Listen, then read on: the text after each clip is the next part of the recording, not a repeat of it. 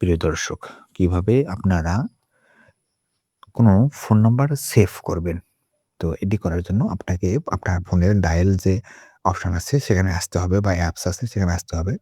তো আমার এখান থেকে আমি ডায়াল অপশনে আসার পর এখানে দেখতে পাচ্ছেন আপনাকে ১ম এ নাম্বারটি তুলতে হবে। ধরেন আমি 0173567 এরকম একটা নাম্বার তুললাম, হ্যাঁ?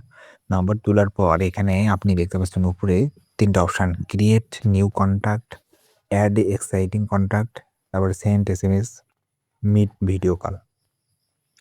এরপরে আপনি এখানে যে 3 ডট দেখতে পাচ্ছেন এখানে যদি ক্লিক করেন এখানে ২ টা অপশন এড 2 সেকেন্ড পজ আর এড ওয়েট, হুম?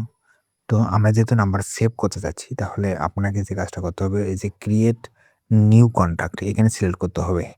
এখানে সিলেক্ট করার পর এখন আপনাকে এখানে নাম দিতে হবে। ধরেন আমি একটা নাম দিলাম, হুম? দেন ফার্স্ট নেম তারপর লাস্ট নেম একটা নাম দিলেও হবে। ওকে? এখন দেওয়ার পর আপনি এখানে কোথায় সেভ করতে চাচ্ছেন? আপনি যদি ফোনে নাম্বারটা সেভ করতে চান তাহলে এখানে save two contact, phone contact আছে। এখানে যদি আপনি ক্লিক করেন তাহলে এখানে ক্লিক করলে আপনার Gmail আইডি গুলো বের হবে। আপনার ফোনে যতগুলো Gmail আইডি আছে সব বের হবে। সেই Gmail এ আপনি ফোনগুলো নাম্বারগুলো সেভ করে রাখতে পারেন। প্লাস এখানে ফোন কনট্যাক্ট আছে, নিচে সিম 1 আছে, সিম 2 আছে।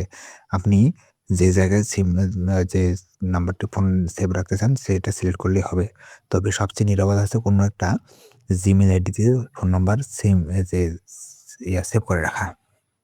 তাহলে হবে কি আপনি যেকোনো সময়ে আপনার যখন যে ফোনটা যদি কখনো হারিয়ে যায় বা সিমটা নষ্ট হয়ে যায় তাহলে Gmail আইডিটা থাকলেই আপনি পুনরায় এই নাম্বারগুলো ফেরত পাবেন। হ্যাঁ? এজন্য সবচেয়ে নিরাপদ হচ্ছে Gmail এ ফোন নাম্বার সেভ করে রাখা। ওকে? তো আপনি যেটাতে সেভ করে রাখবেন না কেন তো সেই নাম্বারটা আপনাকে এখানে সেই জিমেইলটা সিলেক্ট করতে হবে। তো আমি এই জিমেইলটাতে মনে করেন নাম্বারটা সেভ করব তাই এটা জিমেইল সিলেক্ট করলাম। সিলেক্ট করার পর এখানে নাম দিলাম।